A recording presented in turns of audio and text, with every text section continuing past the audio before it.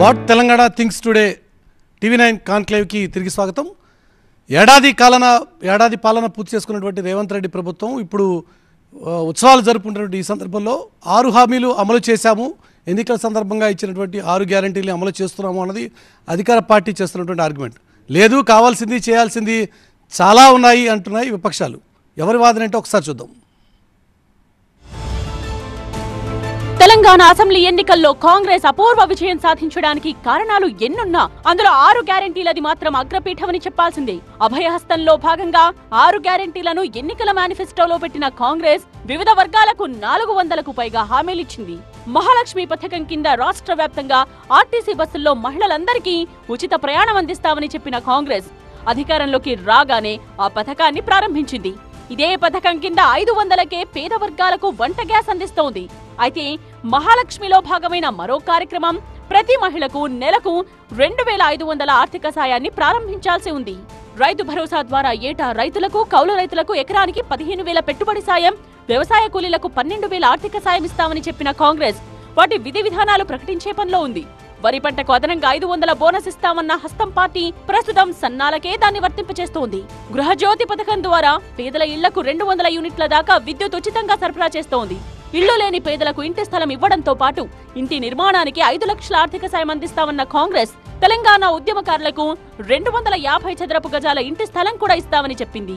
యువ వికాసం పథకం కింద విద్యా భరోసా కార్డు ద్వారా విద్యార్థులకు 5 లక్షల పరిమితితో వడ్డీ రహిత ఆర్థిక సాయం అందజేస్తామని హామీ ఇచ్చింది కాంగ్రెస్.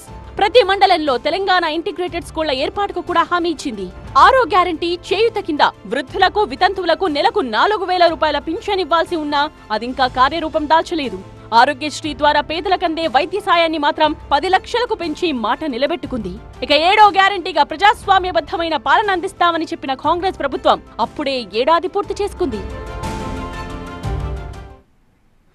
ఏడాది పాలన పూర్తి చేసుకున్న కాంగ్రెస్ పార్టీ ఓవైపు సంబరాలు చేసుకుంటే విపక్షాలు మాత్రం ఛార్జ్షీట్లతో రెడీ అవుతున్నటువంటి పరిస్థితి. ఇంతకీ తెలంగాణ ఏం కోరుకుంటోంది ఇప్పుడున్న పరిస్థితుల్లో? ఈ అంశాల మీదే మనం ఉదయం నుంచి ఫోకస్ కంటిన్యూ చేస్తున్నాం.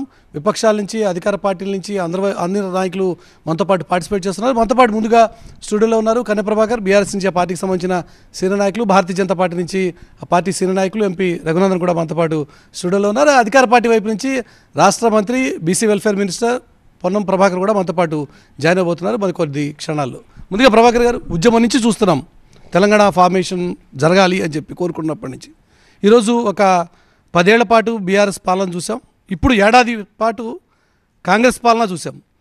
అప్పటికి ఇప్పటికీ కంపేర్ చేయమంటే ఏం చెప్తారు? మురళీకృష్ణ గారు, మీకు TV9కి అదేవిధంగా మిత్రుడు రఘునందన్ రావు గారికి, చూస్తున్నటువంటి వీక్షకులందరికీ కూడా నమస్కారం. దానికి మీరు మంచి టైటిల్ పెట్టినారు, వాట్ తెలంగాణ థింగ్స్ టుడే. ఏం ఆలోచిస్తున్నది తెలంగాణ, ఏం అనుకుంటున్న తెలంగాణ, ఎట్లా రియాక్ట్ అవుతున్నది తెలంగాణ అని అనుకుంటే బాధపడుతున్న తెలంగాణ. సంవత్సర కాలంగా చిన్న పొరపాటుతో జీవితాలనే పాడు చేసుకున్నామని తెలంగాణ బాధపడుతున్నది. తెలంగాణ సామాన్యుడి మొహంపై నవ్వు లేకుండా చేసుకున్నది. తెలంగాణ సామాన్యుడి ఆలోచనలో ఒక్క చిన్న పొరపాటుకు ఇంత నష్టం తెచ్చుకున్నామా అని బాధపడుతున్న తెలంగాణ. ఎందుకంటున్నానంటే, మీరే మీ ఇంట్రోలో చాలా స్పష్టంగా చాలా విషయాలు చెప్పినారు. విజయోత్సవాలు ఎప్పుడు చేసుకుంటారంటే తాము ఇచ్చినటువంటి హామీలని కంప్లీట్ చేసుకున్న తర్వాత మేము ఇచ్చినాం కదా అని చెప్పేసి విజయోత్సవాలు చేసుకుంటారు. దురదృష్టం ఏంటంటే, మీ ఇంట్రోలో చెప్పినట్టుగానే ఒక మహాలక్ష్మి స్కీమ్కి సంబంధించిన దాంట్లో అది కూడా ఒకే భాగమైనటువంటి ఉచిత బస్సు మాత్రమే చేసినారు, కానీ మిగతా 5 ఏవీ లేవు, అన్నీ గుండు సున్నా. వాటికి కార్యరూపం దాల్చడానికి మేము గైడ్లైన్స్ తయారు చేస్తున్నామని చెప్పేసి మాట్లాడుతూ ఉన్నారు. దానితో పాటు ప్రజాస్వామికంగా ఉంటాము అని 7వ హామీ ఇచ్చినామని చెప్పేసి మాట్లాడుతున్నారు. అది లేదు. ఎన్నికల్లో ఇచ్చినటువంటి 6 హామీలు లేవు, 7వ హామీ. కానీ విధ్వంసకర తెలంగాణ నుంచి ప్రజా పరిపాలన తీసుకొచ్చాం, ప్రజా తెలంగాణని తీసుకొచ్చాం అన్నది కాంగ్రెస్ పార్టీ చేసుకుంటున్నటువంటి క్లెయిమ్ నిజం కాదంటారు ఇది? 2014 కంటే ముందు తెలంగాణ పర్ క్యాపిటా ఇన్కమ్ ఎంత ఉంది, తెలంగాణ వచ్చిన తర్వాత 9.5 సంవత్సరాల బీఆర్ఎస్ పరిపాలనలో పర్ క్యాపిటా ఇన్కమ్ ఎంత ఉందో ఒకసారి చూసుకుంటే విధ్వంసకర తెలంగాణ లేదు, అద్భుతమైనటువంటి దేశంలోనే నెంబర్ 1 రాష్ట్రంగా ఎదిగినటువంటి తెలంగాణ స్పష్టంగా కనిపిస్తుంది. ఇవాళ ఒక బీఆర్ఎస్ పార్టీ కార్యకర్తగానో నాయకుడిగా నేను ఆర్గ్యుమెంట్ పెట్టడం కాదు. ఇవాళ సామాన్యులకు పోతే తెలుస్తున్నది 9.5 సంవత్సరాలు జరిగినటువంటి పరిపాలన లేదు, సంవత్సర కాలంగా కాంగ్రెసు పరిపాలిస్తున్న తీరుని ప్రజలు చాలా క్షుణ్ణంగా అర్థం చేసుకుంటున్నారు కనిపిస్తోంది. ఇదే కాకుండా మురళీకృష్ణ గారు, మీకు మనం 6 గ్యారెంటీలకు సంబంధించినటువంటి విషయాన్ని మాట్లాడుతున్నాం. ఇంకొక 420 హామీలు కూడా కాంగ్రెస్ పార్టీ ఇచ్చింది. 420 హామీలు ఇచ్చి ప్రజల్ని మోసం చేసింది. ఈ హామీలను కూడా అడగాల్సినటువంటి అవసరం ఉన్నది. అందుకే ఈరోజు మేము మా పార్టీ పక్షాన ఛార్జ్షీట్ కూడా వేసినాం. అసలు ఎందుకు చేయలేదని, విజయోత్సవాలు చేసుకున్నటువంటి వాళ్ళు ఒకవేళ ఇవన్నీ కంప్లీట్ అయిన ఉంటే, ఇవన్నీ ఆల్రెడీ ఇప్పటికే పార్టీ వైపు నుంచి, అధికార పార్టీ వైపు నుంచి రియాక్షన్ కూడా వచ్చింది. అది మేము ఛార్జ్ షీట్గా ఫీల్ అవ్వటం లేదు, రీఛార్జ్ షీట్గా ఫీల్ అవుతున్నాం. మంచిదే, ఇట్లాంటి ఏమైనా సూచనలు చేస్తే మేము కూడా సరి చేసుకుని బాగా చేస్తాం అన్నది వారి నుంచి వచ్చిన ఒక పాజిటివ్ రెస్పాన్స్. అంటే మీరు విపక్షంగా అంత పాజిటివ్గా సూచనలు ఇచ్చేటువంటి ఆలోచనలు లేరా? మురళీకృష్ణ గారు, ఎవరైనా కొద్ది పాజిటివ్గా పరిపాలన కొనసాగిద్దామనుకుంటే, లేదు 9.5 సంవత్సరాలు పరిపాలించినటువంటి దాని కొనసాగింపుగా ఆనాడు ఏవైతే మంచి జరిగిందో ఆ మంచి కొనసాగింపుగా జరిగి కొత్తదనాన్ని తీసుకొచ్చేట్లయితే డెఫినెట్గా అటువంటి సూచనలే ఉంటాయి. మేము కూడా చాలా బలంగా నమ్ముతా ఉన్నాం, ఒక ప్రతిపక్షంగా బలంగా నమ్ముతా ఉన్నాం. ఈ రాష్ట్రం మేము కొట్లాడినటువంటిది. ఇవాళ ఎవరి చేతుల్లో అయితే ఈ రాష్ట్రం ఉందో వాళ్ళు తెలంగాణ కోసం కొట్లాడలేదు. నిజానికి తెలంగాణ ఇచ్చామన్న పార్టీ అది. అఫ్కోర్స్ అది కొన్ని వందల మంది ప్రాణాలు పోయిన తర్వాత, ప్రజల డిమాండ్ చాలా సీరియస్గా ఉన్న తర్వాత, ఇవ్వకపోతే నామరూపాలు లేకుండా ఒక తెలంగాణనే కాదు భారతదేశం మొత్తంలో కాంగ్రెస్ అనేటువంటి పేరు లేకుండా అవుతుందేమో ఒక భయం తర్వాత ఇచ్చినటువంటి కాంగ్రెస్. ఇవ్వాల్సిన ప్లేస్లో ఉన్నారు కాబట్టి ఇచ్చినారే కానీ ఇవ్వాల్సిన ప్లేస్లో లేకుండా ఇచ్చినటువంటి వాళ్ళు కాదు. నేను ఇచ్చినటువంటి దాన్ని కృతజ్ఞత ఉంటాం. కానీ అంత మాత్రాన ఇవాళ విధ్వంసం చేసుకుంటూ పోతే వాళ్ళు చేస్తున్నది ఏంది? వచ్చిన మరుసటి రోజు నుండి తెలంగాణకి ఏమవసరం ఉందో ఆలోచించాల్సింది వదిలిపెట్టేసి, తెలంగాణ ఇవాళ భారతదేశమే ఒక వ్యవసాయ ఆధారిత దేశం, తెలంగాణ ముఖ్యంగా ఇంకా వ్యవసాయ ఆధారిత ప్రాంతం.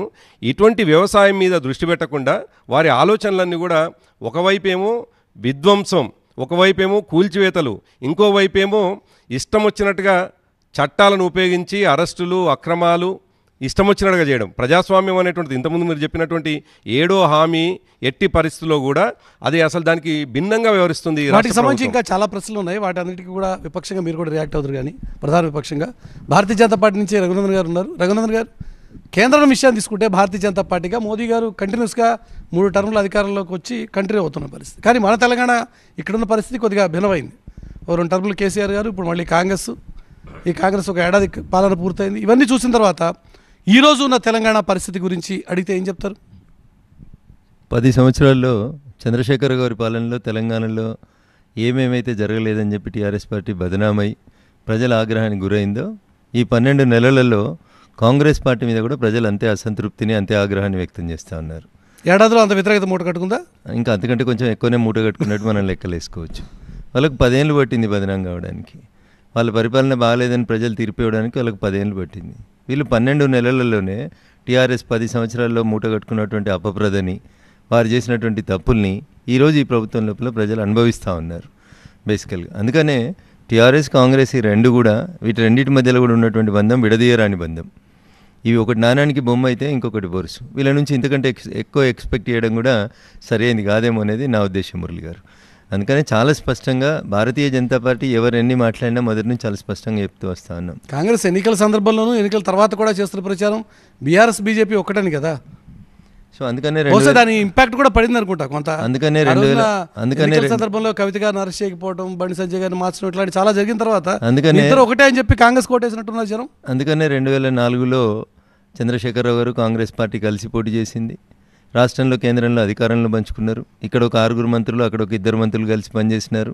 ఆ తర్వాత పలు సందర్భాల లోపల ఆఖరికి మొన్న కూడా 2022లో కొత్తగా ఈ దేశానికి రాష్ట్రపతిని ఎన్నుకోవడానికి ఒక సందర్భం వచ్చినప్పుడు, మేము ఒక గిరిజన బిడ్డని ఈ దేశానికి రాష్ట్రపతిగా ప్రపోజ్ చేసినప్పుడు కాంగ్రెస్ వాళ్ళు కూడా అంత స్వాగతం పలకలే. అన్ని ఫ్లెక్సీలు పెట్టి, ఒక ఒంటెలు గుర్రాలు తప్ప మిగతా అన్నీ పెట్టి ఊరేగించి ఎయిర్పోర్ట్ నుంచి, బేగంపేట ఎయిర్పోర్ట్ నుంచి హంగామా చేసి కాంగ్రెస్ వాళ్ళకు కూడా విశ్వాసం లేదు వాళ్ళు పెట్టిన క్యాండిడేట్ కోటేయాలన్నా వద్దా అనేది. కానీ టీఆర్ఎస్ అంతకంటే ఎక్కువ ఊరేగించుకొని ఓట్లు వేయించుకుంటూ వచ్చింది. అందుకని ఇవి రెండు కూడా ఇన్సెపరబుల్. వీణా వాణి అని మనం దురదృష్టవశాత్తు ఇద్దరు సోదరిమణుల గురించి ఎక్కువసార్లు మాట్లాడుతూ ఉంటాం. దేశంలో ఉన్న అందరు డాక్టర్లు కూడా ప్రయత్నం చేసి వాళ్ళిద్దరిని విడదీయలేకపోయినారని. అట్లా కాంగ్రెస్ బీఆర్ఎస్ పార్టీ మధ్యలో బంధం కూడా అట్లే ఉంటుంది. మురళి గారు ఎందుకు చెప్తున్నా ఈ మాట అంటే, ఇట్లా అని చెప్పి ప్రధాన ప్రతిపక్షం కావాలి మేము అన్నది మీరు చేస్తున్న ప్రయత్నం. ఒక మాట నేను చెప్పు నేను వీణా వాణిల బంధం వీళ్ళదని ఎందుకు చెప్తా ఉన్నామంటే, మేమంతా జై తెలంగాణ అన్న రోజు మంత్రి హోదాలుండి కళ్ళకెళ్ళి నల్లద్దాలు తీయకుండా జై తెలంగాణ అన్నోళ్ళ మీదకి కట్టెలు పట్టుకొని ఎగిరిన వాళ్ళని వీళ్ళు అధికారంలోకి రాగానే తీసుకొని వచ్చి పక్కన కూర్చోబెట్టుకున్నారు. పింక్ కలర్ ఈ రాష్ట్రంలో అధికారంలో ఉన్నప్పుడు 3 రంగుల జెండా మీద గెలిచిన వాళ్ళందరినీ తీసుకొచ్చుకొని వీళ్ళందరూ పెట్టుకున్నారు. వాళ్ళకి అవసరం లేదు ఆ రోజు. ఏ అబద్ధాలని, ఏ తప్పుడు ప్రచారాలని, ఏ మాటలను అయితే ఆ రోజు మీరు కాంగ్రెస్ పార్టీకి వెళ్ళి ఎమ్మెల్యేలను కొనుగోలు చేసుకున్నప్పుడు చెప్పించిండ్రో, నియోజకవర్గాల అభివృద్ధి జరగాలంటే అధికార పార్టీలకు పోవాలి. ఈ దేశంలో ఇట్లాంటి సిద్ధాంతం ఎప్పుడు లేదు. ఆ దుష్ట సాంప్రదాయానికి వాళ్ళు తెరలేపినారు. వాళ్ళు తెరలేపిన దాన్ని ఇప్పుడు వీళ్ళు వచ్చిన వాళ్ళు చేస్తూ ఉన్నారు. కాంగ్రెస్ అధికారంలోకి రాగానే పింక్ కండువాలు పక్కన మారేసి మళ్ళీ పోయి 3 రంగుల కండువాలు వేసుకుంటా ఉన్నారు. కానీ అప్పుడైనా ఇప్పుడైనా పార్టీ మారకుండా సిద్ధాంతం కోసం ప్రజల పక్షాన నిలబడేది ఒకరున్నా, ముగ్గురమున్నా, 8 మంది ఉన్నా నిలబడేది ఎవరన్నా అంటే అది బీజేపీ వాళ్ళే. రేపు మళ్ళీ ఏమన్నా అయింది అనుకోరు, రేపు మళ్ళీ ఏమన్నా తిడితేనే ఇద్దరిని లేక వారిద్దరిని ఒకటే అని చెప్పి ప్రచారం చేయడం ద్వారా మాత్రమే తెలంగాణలో మనం ప్రధాన ప్రతిపక్షం అవుతాము అన్నది మీకున్న ఆలోచన. ఇప్పుడు నేను చెప్పిన దాంట్లో ఒక్క తప్పేమని ఉంటే చెప్పుర్రి. కళ్ళకు నల్లద్దాలు లేకుండా కట్టెలు పట్టుకుని కొట్టిన ఆయన ఎవరో కర్ణ ప్రభాకర్ గారికి నాకంటే ఎక్కువ తెలుసు. కొట్లాడిన కర్ణ ప్రభాకర్ గారికి ఎమ్మెల్యే సీటు ఉండదు. కొట్టిన మంత్రులకు మాత్రం ఎమ్మెల్యే సీట్లు ఉంటాయి, మంత్రి పదవులు కూడా ఇస్తారు చంద్రశేఖరరావు గారు. అవే తప్పులు ఇలా వీళ్ళు కూడా చేస్తూ ఉన్నారు కదా అంటున్నా. అదే నోటు దూరుస్తనం, అదే తప్పుడు విధానాలు, అదే అహంకారపూరితమైనటువంటి పాలన తప్ప ప్రజల్ని ప్రజల్లాగా, ప్రతిపక్ష ఎమ్మెల్యేని ప్రతిపక్ష ఎమ్మెల్యేలాగా గౌరవించలేనటువంటి సంస్కారం. నేను అడిగిన దాంట్లో ఒక తప్పుండే చెప్పండి మురళి గారు, నేను మీరు వేసేటువంటి ఏ శిక్షకైనా సిద్ధంగా ఉంటా. నేను మొదటి నుంచి ఆరోపిస్తూ వచ్చింది వీళ్ళ మీద చెప్పినటువంటి ఆరోపణ. సిద్దిపేట ఒక ఆయన మంత్రి ఉంటాడు, SUDA Siddipet urban development authority. ఒక ఆయన సిరిసిల్ల ఆయన ఉంటాడు, కుటుంబ సభ్యుడు, సిరిసిల్ల అర్బన్ డెవలప్మెంట్ అథారిటీ. ఇంకొకరు ఈ రాష్ట్ర ముఖ్యమంత్రి, గజ్వేల్ అర్బన్ డెవలప్మెంట్ అథారిటీ. ఇది వాళ్ళ మీద ఉన్నటువంటి మొదటి నుంచి వచ్చిన ఆరోపణ. ఇలా కొత్తగా ఈయన వచ్చింది, ఈయన ఏం మారిండి సరే, ఈయన Kodangal urban development authority. What is the change you are observing Murali గారు? ఏం తేడా కనబడుతుంది? వీళ్ళిద్దరు కూడా మర్చిపోయింది ఏంటంటే, మేము 119 నియోజకవర్గాలకు ఎమ్మెల్యేలు అనే విషయాన్ని ఇద్దరు మర్చిపోయినరు. నాటి ముఖ్యమంత్రి చంద్రశేఖరరావు గారు మర్చిపోయినరు, నేటి ముఖ్యమంత్రి రేవంత్ రెడ్డి గారు కూడా అంతే. దుబ్బాక డుడా కాదు, దుబ్బాక అర్బన్ డెవలప్మెంట్ అథారిటీ రాదు, సంగారెడ్డి అర్బన్ డెవలప్మెంట్ అథారిటీ రాదు, నల్గొండ అర్బన్ డెవలప్మెంట్ అథారిటీ రాదు, సూర్యాపేట డెవలప్మెంట్ అథారిటీ రాదు. ఏమొస్తుంది? వాళ్ళ ఊరు బాగుండాలి, వాళ్ళు బాగుండాలి, వాళ్ళ కుటుంబాలు బాగుండాలి, అవి పెరగాలి తప్ప వీళ్ళిద్దరి లోపల ఏం డిఫరెన్స్ కనబడింది చెప్పురు మీరు? రేవంత్ రెడ్డి చూపించిన గొప్ప విశాల హృదయం ఏముంది చెప్పుండ్రి? ఆదిలాబాద్కో ఇక బోధ్ అర్బన్ డెవలప్మెంట్ అథారిటీ పెట్టనుంటివి, లేకపోతే నిర్మల్ని తీసుకొని నిర్మల్ అర్బన్ డెవలప్మెంట్ అథారిటీ పెట్టనుంటివి. ఏం మారింది మురళి గారు? మీ పరిపాలన లోపల అప్పుడు ఒక రంగు ఉంటే ఇప్పుడు 3 రంగులు వచ్చినాయి. అప్పుడు ఆ 3 రంగులలో ఒక రంగులోకి పోయినరు, ఇప్పుడు ఒక రంగులలో 3 రంగులకు పోతుర్రు. How can you differentiate between these 2 parties? 9 మంది ఆల్రెడీ చేరారు కదా అంటారు. 9 మంది ఆల్రెడీ ఇప్పటికే చేరారు కదా. ఏం మారింది అంటున్నా? ఈయనకు చేర్చుకోవాల్సిన అవసరం కొద్దిసేపటి క్రితం ఇదే కాన్క్లేవ్లో మాట్లాడిన పిసిసి ప్రెసిడెంట్ మహేష్ కుమార్ గౌడ్ ఆ 9 మందిని చేర్చుకోవడం గురించి బీజేపీ ఆల్రెడీ కాంగ్రెస్ ప్రభుత్వాన్ని కూల్చేస్తాము అని చెప్పి ప్రయత్నం చేస్తుంటే కొన్ని ప్రత్యేక పరిస్థితుల్లో కొంతమంది ఎమ్మెల్యేలు మాకు మద్దతుగా వస్తామంటే వాళ్ళని చేర్చుకోవాల్సి వచ్చింది. 8 మంది ఎమ్మెల్యేలు ఉన్న భారతీయ జనతా పార్టీ, మహేష్ కుమార్ గౌడ్ చేస్తున్నారు. 8 మంది ఎమ్మెల్యేలు ఉన్న భారతీయ జనతా పార్టీ, 65 మంది ఎమ్మెల్యేలు ఉన్న కాంగ్రెస్ పార్టీని, సిపిఐ పార్టీ అనేటువంటి మిత్రపక్షాన్ని కలిగి ఉన్న కాంగ్రెస్ పార్టీని కూలగొడుతుందంటే మహేష్ కుమార్ గౌడ్ గారు బాధపడ్డా, భయపెట్టినా, లేదా రేవంత్ రెడ్డి గారు భయపెట్టినా, ఇక దానికంటే హాస్యాస్పదమైనటువంటి జోక్ ఇంకొకటి ఉండదు. మీరు టీఆర్ఎస్ తప్పు చేస్తుంది, మా ఎమ్మెల్యేని కొంటుంది, సంతల పశువుల్ని కొన్నట్టు కొన్నారు అని రోజు అరిచి గీపెట్టినటువంటి మీరు ఇలా అధికారంలోకి వచ్చి 65 మంది ఎమ్మెల్యేలు ఉన్న తర్వాత మళ్ళీ కొత్త ఆరోపణ బీజేపీ మా ప్రభుత్వాన్ని వాళ్ళు అన్నది ఈరోజు బీజేపీ చేస్తున్నటువంటి విమర్శ.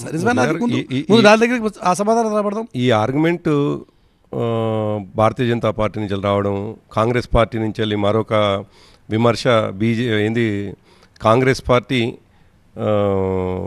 బీఆర్ఎస్ ఒకటి అని, కాంగ్రెస్ వాళ్ళేమో బీఆర్ఎస్ బీజేపీ ఒకటి అని. ఇటువంటి విమర్శని ఇవాళ కొత్తగా ఏం ఎదుర్కోవట్లేదు, చాలా కాలంగా ఎదుర్కొంటున్నాం. కానీ ఒకటి, ఈ దేశంలో ఒక ప్రాంతీయ పార్టీని అద్భుతంగా నడపగలిగి అనుకున్నటువంటి లక్ష్యాన్ని చేరి ఆ తర్వాత కానీ రఘునందన్ గారు అడిగినటువంటి ప్రశ్నలో ఒక్కటి చాలా కన్విన్సింగ్గా ఉంది. అప్పుడు కాంగ్రెస్ పార్టీకి సంబంధించిన నాయకులు వచ్చి మీ ప్రభుత్వంలో చేరి మంత్రులై కూర్చున్నారు. ఇప్పుడు అదే టీము దాదాపుగా అటు ఇటుగా ఒకళ్ళిద్దరు తప్ప మళ్ళీ ఇటు వచ్చి చేరి అధికార పార్టీతో చాలా అంటకాగుతున్నటువంటి పరిస్థితి. నిజంగా అదైతే ఒకటే అనడానికి ఇది ఒక ఎగ్జాంపుల్ అనేది వారు చెబుతున్నారు. మురళి గారు, వ్యక్తులుగా పార్టీలు మారడాన్ని, వ్యక్తులుగా పార్టీలు మారి తర్వాత వాళ్ళు పదవులు అనుభవించడాన్ని, దాన్ని మనం మాట్లాడే కంటే కూడా జరుగుతున్నటువంటి పరిణామాలని ఒకసారి మనం డిస్కస్ చేసుకోవాల్సిన అవసరం ఉంది. ఏమంటున్నానంటే ఇటువంటి విమర్శ ముందు నుంచే రెండు పార్టీల వైపు నుంచి మా ఎవరైనా మేము కలుస్తాం. అయితే బీజేపీ వాళ్ళు కాంగ్రెస్ మేమంటాము, లేదు కాంగ్రెస్ వాళ్ళు బీజేపీ మేము అంటాము, ముందు నుంచి జరుగుతుంది. కానీ ఒక కన్స్ట్రక్టివ్, ఒక పాజిటివ్ ప్రతిపక్షంగా, లేదు ఒక పార్టీగా మా ఆలోచన ముందు నుంచి కూడా ఒకటే. దేశానికి ఏమన్నా లాభం అవుతుంది అనుకున్నప్పుడు, దేశం ఏదన్నా ఈ చర్య తీసుకోవడం ద్వారా, ఈ నిర్ణయం తీసుకోవడం ద్వారా ఏదైనా ఉపయోగపడుతుంది అనుకున్న ప్రతిదానికి మేము సపోర్ట్ చేసుకుంటూ వచ్చినాం. నిజానికి ఆ మాటకు వస్తే కాంగ్రెస్ వాళ్ళు ముందు నుంచి మా మీద విమర్శిస్తున్నది. ప్రతి సందర్భంలో కూడా భారతీయ జనతా పార్టీకి పార్లమెంట్లో మీరు సహకరిస్తున్నారు అని చెప్పేసి మాట్లాడుతూ ఉంటారు. లాస్ట్ ఎలక్షన్స్లో అయితే మీరు నష్టపోయారుగా. నేనేమంటున్నానంటే ప్రతి సందర్భంలో కూడా ఏం మాట్లాడతారంటే వాళ్ళు పార్లమెంటులో 370 విషయంలో కానీ, అదేవిధంగా అయోధ్య విషయంలో కానీ, డిమాంటేషన్ విషయంలో కానీ ఎప్పుడు సందర్భం వచ్చినా అది దేశానికి ఉపయోగపడుతుందని మేము నమ్మినప్పుడు మాత్రమే మేము అనుకూలంగా మాట్లాడుకుంటూ వచ్చినాం. కొన్ని సందర్భాల్లో పొలిటికల్గా డెఫినెట్గా మా ఎత్తుగడ ఉంటుంది. ఆ పొలిటికల్ ఎత్తుగడలో భాగంగా మేము ప్రాంతీయ పార్టీగా ఉన్నాము. సరే, కాలక్రమేణా జాతీయ పార్టీగా మారదామనుకున్నాం. కొన్ని సందర్భాల్లో మాకు కొంత ప్రతికూలమైనటువంటి ఫలితాలు వచ్చినాయి. మేము ప్రాంతీయ పార్టీగా ఈ దేశంలో ఏదో ఒక జాతీయ పార్టీకి సంబంధించినటువంటిది వాళ్ళు ఒక పాలసీ తీసుకుంటున్నప్పుడు అది దేశానికి ఏదైనా ఉపయోగపడుతుంది అనుకున్నప్పుడు డెఫినెట్గా వాళ్ళంటే ఉన్నాం మేము. దాంట్లో ఏం అనుమానం లేదు. కానీ నేనేమంటున్నాను, సరే ఈ ఆరోపణల మీద మనం చర్చించుకుంటా ఒకరోజుతో జరిగినటువంటి చర్చ కాదు. మీ కాంక్లేవ్ ఇవాళ ఏంటంటే విజయోత్సవాలు, అసలు ఏం జరిగిందని విజయోత్సవాలు చేసుకుంటున్నారు అనేటువంటిది ముఖ్యమైన ఇష్యూ. ఇవాళ ఈ రాష్ట్రం విధ్వంసం వైపు పోతూ ఉంది. విధ్వంసకర చర్యల్ని ఈ ప్రభుత్వం తీసుకుంటా ఉంది. సామాన్యుడిని ఇవాళ ఇబ్బంది పెడతా ఉన్నారు అనేటువంటిది చాలా స్పష్టంగా కళ్ళ ముందు కనిపిస్తూ ఉంటే ఎందుకు విజయోత్సవాలు, ఏం విజయం జరిగిందని చెప్పి విజయోత్సవాలు, ఇందిరా పార్క్ దగ్గర ధర్నా చేయడానికి విజయోత్సవాలు, ప్రజలు వాయిస్ని ఓపెన్గా వినిపించే ఒక ప్రజా తెలంగాణ తీసుకొచ్చినందుకు విజయోత్సవాలు అన్నది ఈరోజు కాంగ్రెస్ నాయకులు చెప్తున్నటువంటి మాట. నిజం కదా? లగచర్లలో సంబంధం లేని కుటుంబ సభ్యుల్ని, సంబంధం లేనటువంటి వాళ్ళని తీసుకుపోయి జైల్లో 26 మందిని వేయడం ఒక ప్రజాస్వామ్యమా? అదేవిధంగా ఎటువంటి సంబంధం లేనటువంటి ఒక శాసనసభ్యుడిని తీసుకొని పోయి 26 రోజులుగా జైల్లో కలెక్టర్ని కొట్టడానికో, కలెక్టర్ని దాడులు దిగిన తర్వాత చర్యలు తీసుకోకుండా ఎలా ఉంటారు? నా పక్కన రఘునందన్ రావు గారు చాలా సీనియర్ అడ్వకేట్. వారు డెఫినెట్గా ఆర్గ్యూ చేస్తారు. ఏది నిందితుల పక్షాన్నో లేదు బాధితుల పక్షాన్నో చేస్తూ ఉంటారు. ఒక శాసనసభ్యుడు, ఇప్పుడు పార్లమెంట్ సభ్యుడిగా రఘునందన్ రావు గారు ఇప్పటికీ నేను కింద చాలామందితో మాట్లాడుతూ ఉండే, దాంట్లో ఎవరు ఎట్లుంటారో తెలియదు, తన పార్లమెంట్ సభ్యుడిగా తనతో ఎప్పటికప్పుడు ఫోన్లలో మాట్లాడుతుంది. ఏదన్నా సంఘటన చేసి వచ్చినటువంటి వాడు ఏం మాట్లాడినటువంటి కంటెంట్ వదిలిపెట్టేసి 2 సార్లు మాట్లాడు, 4 సార్లు మాట్లాడు, 11 నెలల్లో 42 సార్లు మాట్లాడాన్ని తప్పుపట్టి శాసనసభ్యుడిని తీసుకుపోయి జైలు వేయడం ప్రజాస్వామ్యమా? దీన్ని చాలా విజయోత్సవాలు అయిపోతారా? ఈరోజు ఇన్ని చేసాము అన్ని చేసాము అని చెప్పి కాంగ్రెస్ పార్టీ చెప్తున్నటువంటి మాట, ప్రజా తెలంగాణ తీసుకొచ్చాము. I don't want to waste your time. చెప్పండి. సో వీళ్ళు అధికారంలో ఉన్నప్పుడు మల్లన్న సాగర్ అని ఒక ప్రాజెక్ట్ కడతామని చెప్పారు. సెల్ ఫోన్ సిగ్నల్లు బంద్ చేసిర్రు. రాత్రిపూట రిపోర్టర్లను గృహ నిర్బంధంలో పెట్టిర్రు. పోలీసులు ఇంటికి ఒక డీసీఎం పెట్టి రాత్రి ఊర్లు ఖాళీ చేయించారు. ఒక మహిళ కుకునూరుపల్లి పోలీస్ స్టేషన్ దగ్గరకు వస్తుంటే పాటలు పాడి జనాల్ని చైతన్యం చేస్తుందని గొంతు పిసికి చంపే ప్రయత్నం చేశారు తెలంగాణ పోలీసు వాళ్ళు. ఎవరి కోసం పనిచేస్తూ ఉన్నారంటే పేద ప్రజల కోసం పనిచేస్తూ ఉన్నాం. తెలంగాణ పోలీస్ అంటే ఫ్రెండ్లీ పోలీసింగ్ అని చెప్పారు ఆ రోజు. వీళ్ళు పరిపాలనలో ఉన్నప్పుడు, అధికారంలో ఉన్నప్పుడు పోలీసులని మీరు ఎట్లయితే దుర్వినియోగం చేసిండ్రు, వీరు ఇప్పుడు ఒక మాజీ శాసనసభ్యుని రిమాండ్ చేస్తేనే ఇంత బాధపడుతూ ఉన్నారు. దుబ్బాక ఉప ఎన్నికల్లో ప్రజలు మీ పట్ల ఆగ్రహాన్ని వ్యక్తం చేస్తూ ఇందాక రఘునందన్ చెప్పిన ఏ ఒక్క ప్రశ్నను స్పృశించకుండా మా ప్రభాకరను తప్పించుకునే ప్రయత్నం చేసిన 2020 నవంబర్ 10వ తారీఖు రోజు ప్రజలు ఇవన్నీ మీకు హెచ్చరికలు జారీ చేస్తే కూడా మీరు పట్టించుకోలేదు. మల్లన్న సాగర్లో ఆ రోజు మీరు ఏం చేసిర్రు, ఈరోజు లగచర్లలో వాళ్ళు అదే చేస్తుర్రు. నేను దుబ్బాక ఎమ్మెల్యేగా గెలిచిన తర్వాత మల్లన్న సాగర్లో తన ఇల్లు పోతుందని ఒక రైతు మల్లారెడ్డి అనేటువంటి రైతు తాతలు కట్టిన ఇల్లు నుంచి కట్టెలన్నీ తీసుకొని ఇంటి మధ్యలో లోగి లోపల పెట్టుకొని ఆత్మహత్య చేసుకుంటే తన చితిని తానే పేర్చుకొని మంట అంటించుకుంటే ఆడికి పరామర్శ కోతా అంటే నన్ను అరెస్ట్ చేస్తారు. ఆపినని సిఐ మీదకి దుర్భాషలాడినా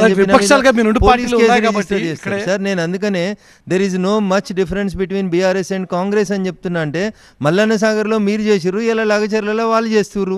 ఫార్మాసిటీ ఎద్దని రైతులు ఎన్ని రోజులు ధర్నాలు చేసిర్రు, ఎన్ని రోజులు నిరాహార దీక్షలు చేసిర్రు. ఆ రోజు మీకు భూములు గుంజుకున్న రోజు కనబడలేదా? 2013 భూసేకరణ చట్టాన్ని అమలు చేయమంటే 2013 భూసేకరణ చట్టాన్ని అమలు చేయమంటే మీరు దాన్ని తుంగలదో కొట్టిర్రు. మా యూపీఏ 2 తెచ్చిర్రు, మా తెచ్చిర్రు అంటే అదే 2013 భూసేకరణ చట్టాన్ని అమలు చేయమంటే ఇలా రేవంత్ రెడ్డి గారి సర్కార్ కూడా కాంగ్రెస్ పార్టీ కూడా 2013 భూసేకరణ చట్టాన్ని అమలు చేయడానికి ఇంట్రెస్ట్. బీఆర్ఎస్ పాలనకి కాంగ్రెస్ పాలనకి తేడా లేకుండా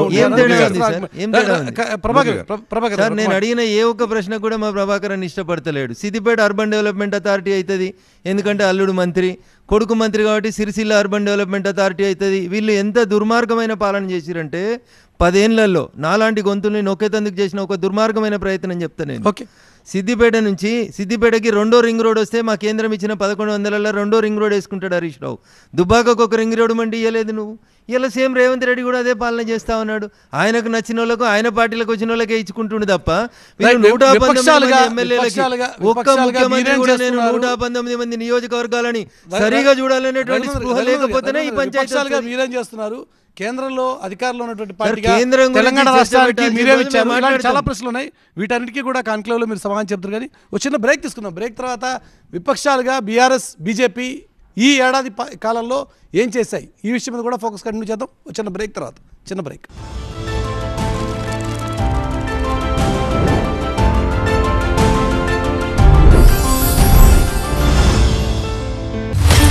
పుష్ప అంటే పేరు కాదు, పుష్ప అంటే బ్రాండ్. పుష్పరాజ్ లాగానే పైప్స్ ప్రపంచాన్ని ఆస్ట్రల్ పైప్స్ శాసిస్తుంది. ఆస్ట్రల్ పైప్స్ భారతదేశం యొక్క #1 pipe brand, celebrating Pushpa 2. Muthoot Finance, India's #1 most trusted financial services brand. మరి గోల్డ్ లోన్ కోసం కాల్ చేయండి 1-800-202-1212. నమస్తే కాకినాడ. ఫ్యాషన్ ప్రపంచంలో సరికొత్త సంచలనం జేసీ మాల్. మన కాకినాడలో ఈ రోజే ప్రముఖ సినీ తార శ్రీలీల చేతుల మీదుగా గొప్ప ప్రారంభం. తెలుగు మ్యాట్రిమోనీ వారి గ్రేట్ మ్యాచ్ మేకింగ్ ఫెస్ట్ వచ్చింది. అన్లిమిటెడ్ కాంటాక్ట్స్, ఎక్స్క్లూజివ్ ఆఫర్స్ చాలా ఉన్నాయి. ఇప్పుడే తెలుగు మ్యాట్రిమోనీలో రిజిస్టర్ చేసుకోండి. జివ్వుమణిలాగే బాధ నుంచి వేగంగా ఉపశమనం పొందండి సెన్సోడైన్ ర్యాపిడ్ రిలీఫ్ తో పాటు. ఇంటర్నేషనల్ షాపింగ్ ఫెస్టివల్ ఈ డిసెంబర్ 6 నుండి 16 వరకు. Thailand artificial flowers, jewellery and women accessories, Afghanistan dry fruits, Iran silver jewellery, Turkey నుంచి లైట్స్, లెబనన్ యాక్సెసరీస్ మరియు ఇంకా మరెన్నో మీకోసం. International shopping festival, Maidan expo centre, Hitech City main road, Hitech City. అరే రిషి, ఈరోజు స్కూల్ కు వెళ్ళలేదా? 3 నెలలుగా స్కూల్ ఫీజు కట్టలేకపోయాను, అందుకే తీసేశారు స్కూల్ వాళ్ళు. మీ తర్వాత మీ పిల్లల కల చెదిరిపోకూడదు. ఈ రోజే తీసుకోండి పాలసీ బజార్ లో 2 కోట్ల టర్మ్ లైఫ్ ఇన్సూరెన్స్. నెలకు 690 రూపాయలతో ప్రారంభం. ట్రెండింగ్ వస్త్రాలను, నాణ్యమైన బంగారు ఆభరణాలను అతి తక్కువ ధరలకి అందించడంలో పేరుగాంచిన ది చెన్నై షాపింగ్ మాల్ ఇప్పుడు మన రాజమండ్రిలో ఈ డిసెంబర్ 11న గొప్ప ప్రారంభం. కళకళలాడే ఇల్లు ఇప్పుడు వీళ్ళ చేతిలో పోయింది.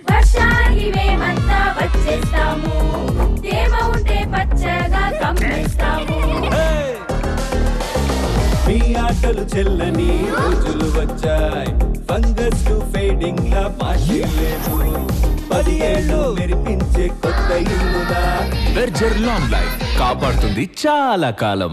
ట్రెండింగ్ వస్త్రాలను అతి తక్కువ ధరలకి అందించడంలో పేరుగాంచినది చెన్నై షాపింగ్ మాల్. డిసెంబర్ 12న మన తాడేపల్లిగూడెం బస్టాండ్ రోడ్ లో అంగరంగ వైభవంగా గొప్ప ప్రారంభం. మీకోసం తాజా వినోదం.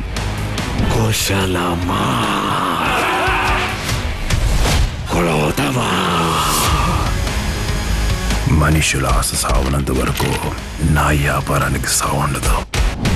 చూడండి కంగువా మట్కా ప్రైమ్ వీడియోలో. శాలరీ ఉంది కానీ శాలరీ స్లిప్ లేదా? కానీ ఇతనిలాగా ఉద్దేశం సరైనది. లోన్ కోసం రండి మాట్లాడుదాం. Piramal finance.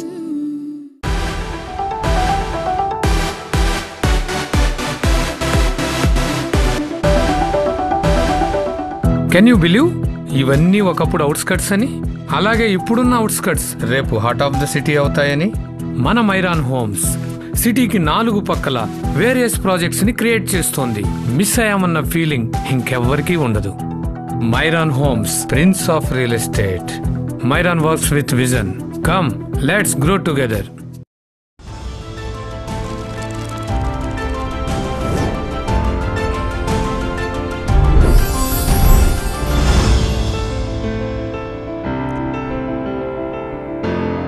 What Telangana things today అనేటువంటి థీమ్తో ఈరోజు తెలంగాణ ఏం కోరుకుంటోంది, ఏడాది పాలన రేవంత్ రెడ్డి సర్కార్ పూర్తి చేసుకున్న ఈ సందర్భంలో అన్నది ప్రధానంగా తీసుకున్నటువంటి థీమ్. అంశం మీదే విపక్షాలుగా ఈరోజు భారతీయ జనతా పార్టీ కానీ బీజేపీ కానీ ఏ రకంగా వ్యవహరిస్తున్నాయి అన్నది కూడా ఇప్పుడు చర్చనీయాంశమే. ముందుగా బీఆర్ఎస్ వైపుని తీసుకుంటే కేసీఆర్ గారు ఇంతవరకు సభలో కనీసం అడుగుపెట్టలేదు. అంటే ఒక ముఖ్యమంత్రిగా ఉంటేనే సభలోకి ఉంటాను, లేకపోతే సభకి రాను అనేటువంటి ధోరణ. ఇది ఏమనుకోవాలి బీఆర్ఎస్ నాయకత్వం వ్యవహారాన్ని? మురళి గారు, మీరు అడిగిన ప్రశ్న సూటిగానే సమాధానం చెప్తా. అంతకంటే ఇంతకుముందు రఘునందన్ రావు గారు చెప్పింది, వారు ఏమంటున్నారంటే నేను దాటేస్తున్నాను అనేటువంటి భావంతో ఉన్నారు. నేను దాటేయడానికి నా దగ్గర జవాబు లేక కాదు. ఏదైతే విలువైందో, ఏదైతే ప్రజలకు అవసరమైందో అది చెప్పాలి అనేటువంటి కానీ వారే మరొకసారి కూడా గుర్తు చేశారు, నాకు ప్రశ్నకు సమాధానం చెప్పట్లేదు మీరని. రఘునందన్ రావు గారు, నేను దాదాపుగా 25 సంవత్సరాలుగా రాజకీయాలు ఉన్నాం. నిజానికి అంతకుముందు వారు లేరు, నేను రాజకీయాలు లేవు. మేము 25 సంవత్సరాలుగా గమనిస్తున్నటువంటి అంశాలని డెఫినెట్గా చర్చించుకోవాలి. ఇప్పుడు మల్లన్న సాగరు, కొండపోచమ్మ, మిగతా ప్రాజెక్టులు, industries, pharma industries different Murali గారు. ఈ రెండింటిని ఒకే రకంగా చూడటానికి లేదు. అవేమో ప్రొడక్టివ్, అంటే మల్లన్న సాగర్ నిర్మాణం జరిగితే కొన్ని వేల ఎకరాలకు నీళ్ళు వస్తాయి, దాని ద్వారా తెలంగాణ సస్యశ్యామలం అవుతుంది.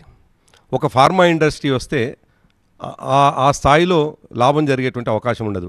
ఆ మాటకు రఘునందన్ రావు ఏమంటారంటే, మీరు కూడా ప్రొక్యూర్ చేశారు కదా భూమిని అని.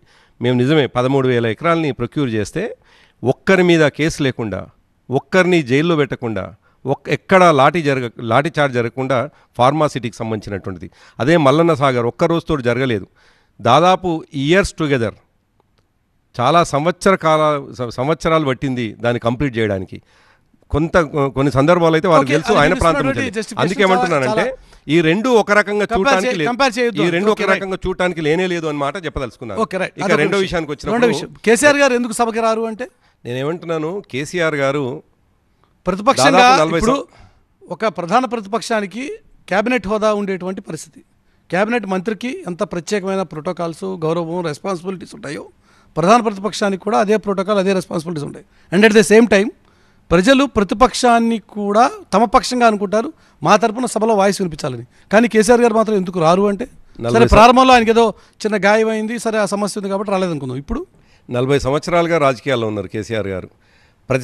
ప్రతి సందర్భం సంచలనమే. కేసీఆర్ గారు జీవితం అంతా సంచలనమే. కేసీఆర్ గారు ప్రారంభమైన నుండి చివరికి మన తెలంగాణ తెచ్చేదాకా, తెలంగాణ తెచ్చిన తర్వాత 9.5 సంవత్సరాలు ముఖ్యమంత్రిగా ఉన్నన్ని రోజులు కూడా సంచలనం. ఈ దేశంలోనే సంచలన ముఖ్యమంత్రి. నేనేమంటున్నానంటే సభ కోసం కాదు. సో కేసీఆర్ గారు ఏ నిర్ణయాలు తీసుకున్నా డెఫినెట్గా ఈ రాష్ట్రానికి ఉపయోగపడే నిర్ణయాలు తీసుకుంటారు, ప్రజలకు ఉపయోగపడే నిర్ణయాలు తీసుకుంటారు. ఆయన తీసుకునే ప్రతి నిర్ణయంలో ప్రజలు కూడా తప్పకుండా లాభపడతారు అనేటువంటి నిర్ణయాలు ఉంటాయి తప్ప, మీరు అనేటువంటిది సభకు రావడం ద్వారా, ప్రశ్నించడం ద్వారా ప్రజలకు లాభం అవుతుంది అనేది మీరు అంటారు. నేనేమంటున్నానంటే ప్రతిపక్షం కనీస బాధ్యత కదా అది. మురళి గారు, మాకు సంబంధించినటువంటి ఇంకా 27 మంది ఎమ్మెల్యేలు ఉన్నారు. చాలా సమర్థవంతంగా, అద్భుతంగా ఈ ప్రభుత్వం చేస్తున్నటువంటి దుర్మార్గాలని ఎప్పటికప్పుడు ఎండగడుతూ, సూచనలు చేస్తూ, సలహాలు ఇస్తూ సభని ముందుకు తీసుకుపోతున్నటువంటి మా సీనియర్ శాసనసభ్యులు ఉన్నారు. మా సీనియర్ శాసనసభ్యులు దాదాపు 10 సంవత్సరాలు మంత్రులుగా పనిచేసినటువంటి వాళ్ళు కూడా ఉన్నారు. వాళ్ళకు నేను కంపేర్ చేయటం లేదండి. కేసీఆర్ గారు ఎప్పుడు సభకు రావాలి, తెలంగాణ సమాజానికి ఎట్లా లాభం జరగాలో కేసీఆర్ గారు అద్భుతంగా చేయగలుగుతారు. మా పార్టీ ప్రెసిడెంట్గా, ఎల్ఓపిగా డెఫినెట్గా వారికి బాధ్యత ఉంటుంది. అంత మాత్రాన ఒక సంవత్సరంలో మొన్న వచ్చినారు కదా, వచ్చి మాట్లాడిపోయినారు కదా, ఆయన్నే సభలో ఉన్నారు కదా, బడ్జెట్ ప్రవేశపెడుతున్నటువంటి సందర్భంలో సభలో ఉన్నారు కదా ఆయన. కాబట్టి కేసీఆర్ గారు ఎప్పుడు రావాలి, ఎప్పుడు రాకూడదు అని కూడా మా ఎదుటి పక్షాలు, మిగతా రాజకీయ పార్టీలు ముఖ్యమంత్రిగా రేవంత్ రెడ్డి గారే ఎల్ఓపిగా కేసీఆర్ గారు రావాలి, సభలో ఉండాలి, కొన్ని సూచనలు సలహాలు వారి వైపు నుంచి కూడా రావాలని కోరుకుంటున్నారు. మీరు బ్యూటీ ఆఫ్ ది డెమోక్రసీ అంటే అది కదా, ఉండాలని కోరుకుంటుంటే మీరు మాత్రం ఎందుకు అంటే రేవంత్ రెడ్డి గారు ఆ సీట్లో ఉంటే చూడటానికి బీఆర్ఎస్ నాయకత్వానికి మనసు అంగీకరించట్లేదా? కేసీఆర్ గారు అంతా చిన్నగా ఆలోచించేటువంటి వ్యక్తిత్వం కాదు వారిది. ఆయన రాజకీయాల్ని అట్లా తక్కువగా చూసేటువంటి అవసరమూ ఉండదు. కానీ ఇవాళ పరిపాలిస్తున్నటువంటి వారి వ్యక్తిగతమైనటువంటి విధానం కూడా మనం చూడాల్సినటువంటి అవసరం ఉన్నది. నిజానికి ముఖ్యమంత్రిగా ఉంటున్నటువంటి వ్యక్తి తెల్లారు లేస్తే మాట్లాడుతున్నటువంటి మాటలు ఏ రకంగా ఎవరు సమర్థిస్తారు? మురళి గారు ఆయన పేగులు మెడల్కి వేసుకుంటా అంటాడు, ముడ్డి మీద డ్రైవర్ గుంజేస్తా అంటాడు.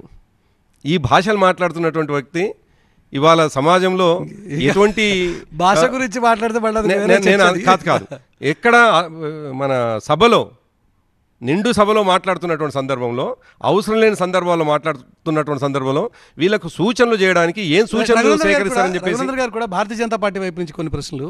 భారతీయ జనతా పార్టీ పక్షాన్ని తీసుకుంటే ఈరోజు కేంద్రంలో అధికారంలో ఉన్నటువంటి మీరు ఈరోజు ముఖ్యమంత్రి గారి వైపు నుంచే స్వయంగా ఒక బడేబాయిగా మేము మోదీ గారిని భావిస్తామని చెప్పి ఒక సూచన, ఒక పాజిటివ్ ఫీల్ వచ్చినా కూడా కేంద్రం నుంచి మాకు రావాల్సినవి రావట్లేదు, ఇంతమంది ఎమ్మెల్యేలు, ఇంతమంది మంత్రులు, ఇంతమంది ఇద్దరు కేంద్ర మంత్రులు ఉండి కూడా మా కేంద్రం నుంచి రావాల్సిన వాటిలో ఏం న్యాయం జరగట్లేదు అన్నది రేవంత్ రెడ్డి గారి విమర్శ. ఏం చెప్తారు? ఆడలేక మధ్యలో వేయడం అంటే రేవంత్ రెడ్డి దగ్గర చూసి నేర్చుకోవాలి. గట్లా గురువింద గింజ తన నలు పెరగదు. 2004 చంద్రశేఖరరావు గారు కేంద్రంలో మంత్రి, యూపీఏలో భాగస్వామి. మా మెదక్ జిల్లా ప్రజలకు ఒక ఆకాంక్ష, రైలు రావాలని. అక్కన్నపేట అని రామాయణపేట పక్క నుంచి మెదక్కి 17 కిలోమీటర్లు రైలు రావాలంటే 17 మంది ఎంపీలు మారితే కూడా ఒక్కసారి కూడా రైలు రాలేదు. మా ఎంపీ లేకుండా మేము పోయినసారి అది కంప్లీట్ చేసినాం. 2004 ఎందుకు గుర్తు చేస్తా ఉన్నా అంటే 2005 రైల్వే బడ్జెట్లో లాలూ ప్రసాద్ యాదవ్ గారు అప్పటి రైల్వే మంత్రిగా, చంద్రశేఖరరావు గారి పక్కిళ్ళు తుగ్గులకు 23 వీళ్ళదైతే తుగ్గులకు 24లో ఉండి లాలూ ప్రసాద్ యాదవ్ గారు ప్రకటించారు, కొత్తపల్లి మనోహరాబాద్ దగ్గర నుంచి మొదలుకుంటే గజ్వేల్, సిద్దిపేట, సిరిసిల్ల మీకెళ్ళి పెద్దపల్లి దాకా రైలు ఇస్తా అని 300 కోట్లు రైల్వే బడ్జెట్లో, అప్పుడు ప్రత్యేకమైన రైల్వే బడ్జెట్ ఉంటుండే మా ఊరికి ఏమొచ్చిందని చూసుకోవడానికి. ఆ రైల్వే బడ్జెట్లో 2005లో ప్రకటించారు. 2005లో ప్రకటించి ఇప్పటిదాకా కాంగ్రెస్ అధికారంలో ఉన్న 10 ఏళ్ళు ఏం చేయలేకపోతే నరేంద్ర మోడీ గారు ప్రధానమంత్రి అయిన తర్వాత మొట్టమొదటిసారి గజ్వేల్కి వచ్చినప్పుడు శిలాఫలకం వేసిపోతే, నరేంద్ర మోడీ గారు రెండోసారి ప్రధానమంత్రి ఉన్నప్పుడే గజ్వేల్కు రైలు వచ్చింది, సిద్దిపేటకు కూడా రైలు వచ్చింది. కానీ ఆ రైలు ఓపెనింగ్ రోజు ఆ టీవీ బొమ్మ మీద నరేంద్ర మోడీ గారు బొమ్మ కనబడితే కాలుతోటి దన్నిన దుర్మార్గులు ఈ రాష్ట్రంలో మంత్రులు. నేను పదే చెప్తా ఉన్నా, ప్రభుత్వము ఆ రోజు మీరు రాజ్యాంగ ఏ హింసనైతే ప్రజల పట్ల చేసిండ్రో కర్ణె ప్రభాకర్ గారు అదే హింసను చేసిరు. అది లగచర్లన, మల్లన్న సాగర, ఖమ్మంలో రైతులకు బేడీలు వేసినామా, ఇంకొక దగ్గర వేసినామా? ఖమ్మంలో రైతులకు బేడీలు ఎందుకు వేసిరు? ఏం ప్రొడక్షన్ ఉందనేసిరు, ఏం ప్రొడక్టివిటీ వైపు ఉందనేసిరు? రాజ్యంగా మీరు ప్రజల పట్ల ఎంత క్రూరంగా ఉన్నారు, ఎంత నిర్దాక్షిణ్యంగా వ్యవహరించారు అని చెప్పడానికి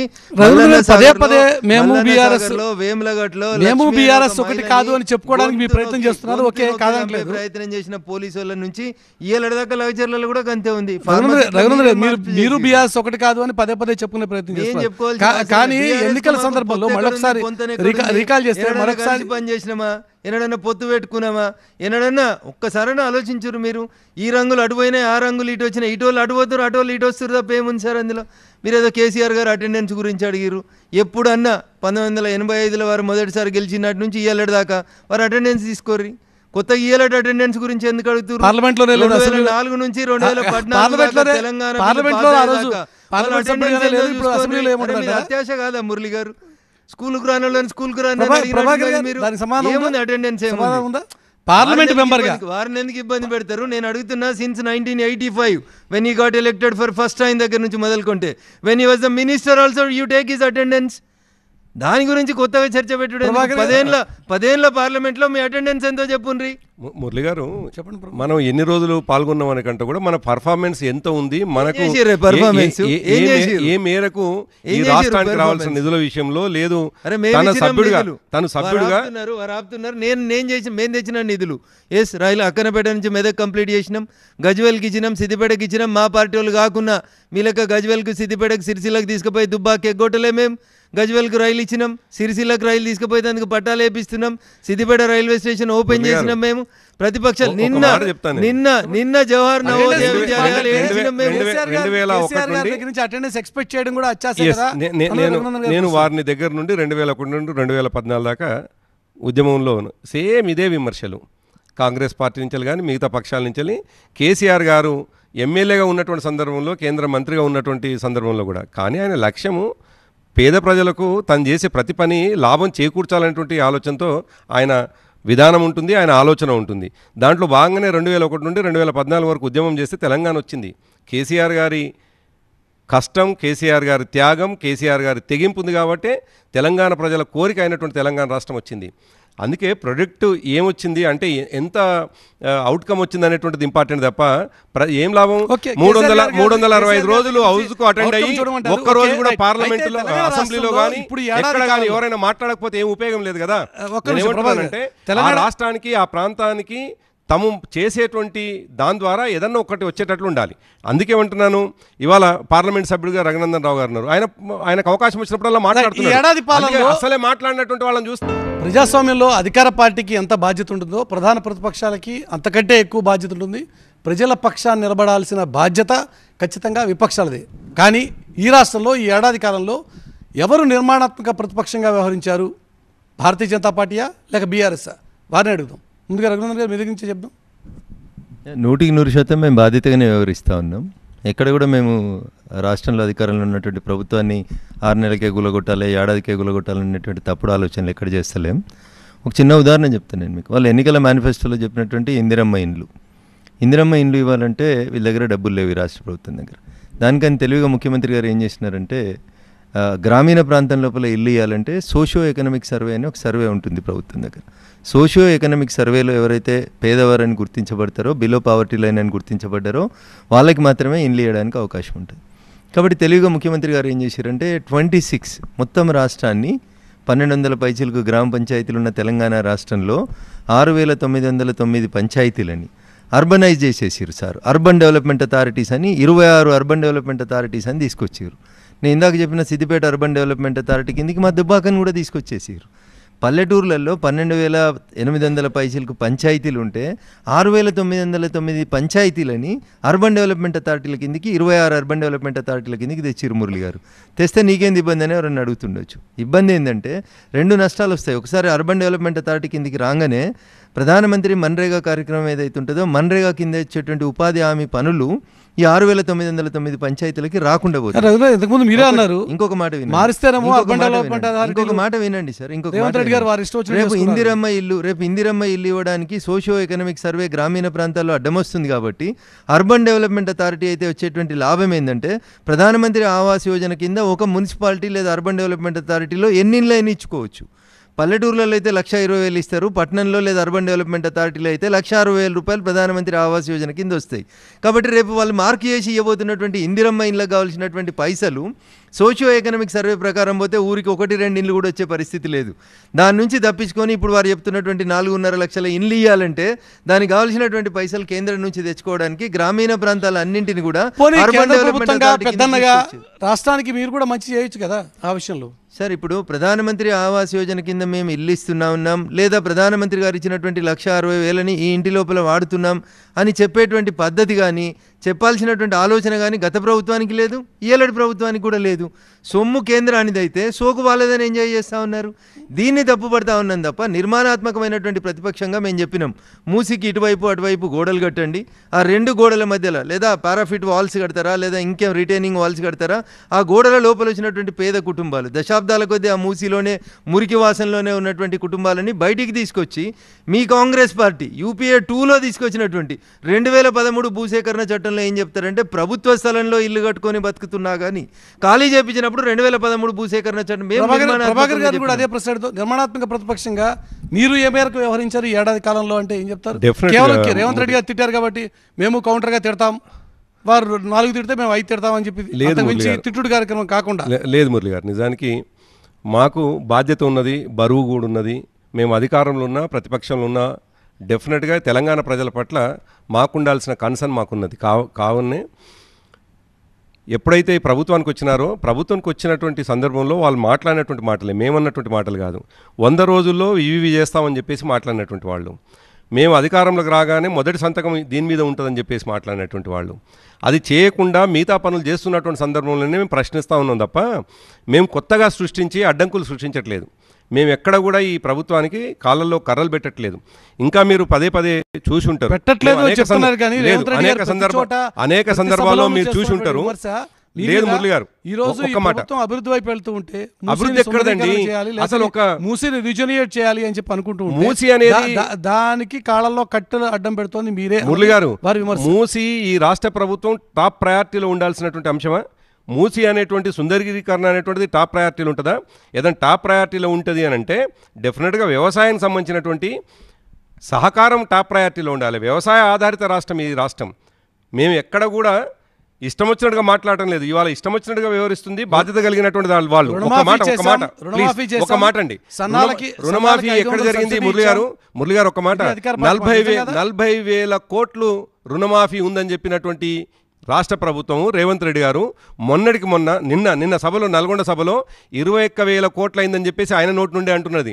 సాక్షాత్తు పొంగులేటి శ్రీనివాసరెడ్డి గారు నిన్న సభలో మేము చేయాల్సినవి మొత్తం చేయలేదు అనేటువంటి మాట ఆయన మంత్రి అంటున్నటువంటిది.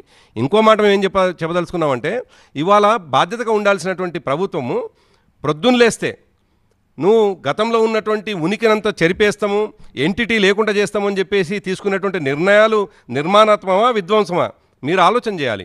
ఇవాళ టీఎస్ అని ఉంటే టీజీ అని మార్చేస్తా అంటాడు. తెలంగాణ తల్లి ఆకారము అద్భుతంగా దేవతామూర్తిలా ఉంటే భావన, తెలంగాణ అనేటువంటి భావన దేవతామూర్తిలా ఉంటే ఇవాళ మార్చి పారేస్తారు. నిజానికి దేశంలో ఇవాళ ఎక్కడ చూసినా కానీ మీకు భారతమాతను మనం ఎట్లా చూస్తాం? అద్భుతంగా ఒక సుసంపన్నమైనటువంటి దేశంగా కనిపించాలి. అన్ని రకాల సంస్కృతి సాంప్రదాయాలకు ఒక దానిలాగా కనిపించాలి, ప్రతిబింబంలాగా కనిపించాలనేటువంటి ఆలోచన భారతమాతలో కనిపిస్తుంది. ఇవాళ కన్నడ మాతను చూస్తాం, ఆమె కిరీటంతో ఆమె అద్భుతంగా ఉంటుంది.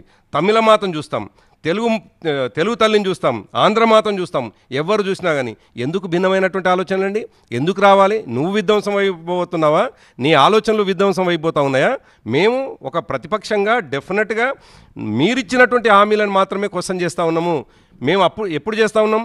సంవత్సరం మీరు 100 రోజుల తర్వాత, అంటే 100 రోజుల వరకు మౌనంగా ఉన్నాం. 100 రోజుల తర్వాతనే మీ ఆచరణ తర్వాతనే రోజు తిట్ల కార్యక్రమం మీ వైపు నుంచి కూడా కంటిన్యూ అవుతుంది. మురళి గారు, మేము 100 రోజుల వరకు ఒక మాట మాట్లాడలేదు. మీరు 100 రోజుల వరకు మేము చేస్తానే మాట చేయకుండా ఉన్నటువంటి సందర్భంలో మాత్రమే ఇవాళ ఈ రాష్ట్ర ప్రభుత్వాన్ని మీరే అంటున్నారు. మురళి గారు, మీరే అంటున్నటువంటి మాట ఏమిటంటే, మమ్మల్ని చాలా స్పష్టంగా మీరు ప్రతిపక్షంగా నిర్మాణాత్మకంగా ఉన్నారా లేరా అంటే, అసలు మేము మౌన కేసీఆర్ గారు రాకపోతేనేమో ఎందుకు రాలేదు అని మాట్లాడతారు. మాట్లాడుతున్నటువంటి వాళ్ళు ఒక మాట, మాట్లాడుతున్నటువంటి మమ్మల్ని ఏమో మీరు ఎందుకు మాట్లాడుతున్నట్టు, ఇంత ద్వంద్వ నీతి మీలో ఎందుకు ఉంటుంది అంటున్నాను, ద్వంద్వ విధానం ఎందుకు ఉంటుంది అంటున్నాను. కేసీఆర్ గారేమో సరే ఈ ప్రభుత్వాన్ని నడవనిద్దాం, వాళ్ళు ఖచ్చితంగా ప్రజాస్వామ్య పద్ధతిలో ఎన్నికైనటువంటి వాళ్ళని అదే పద్ధతిలో ఉంటుంది, 4 సంవత్సరాలు ఉంటుందని వారు ఆలోచన చేస్తే వారు ఎందుకు రాలేదు అని మాట్లాడుతున్నారు.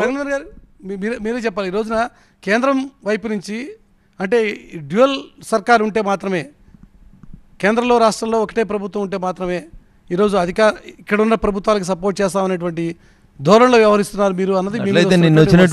అట్లయితే నిన్న వచ్చిన 7 జవహర్ నవోదయ విద్యాలయాలు రావు సార్. అక్కడ సూర్యాపేట కూడా జవహర్ నవోదయ విద్యాలయం ఇచ్చినాం. నిన్న ఎందుకు ఇచ్చినాం సార్? మా ఎమ్మెల్యే లేడు అక్కడ, మా ఎంపీ లేడు, అయినా కానీ ఇచ్చినాం అక్కడ.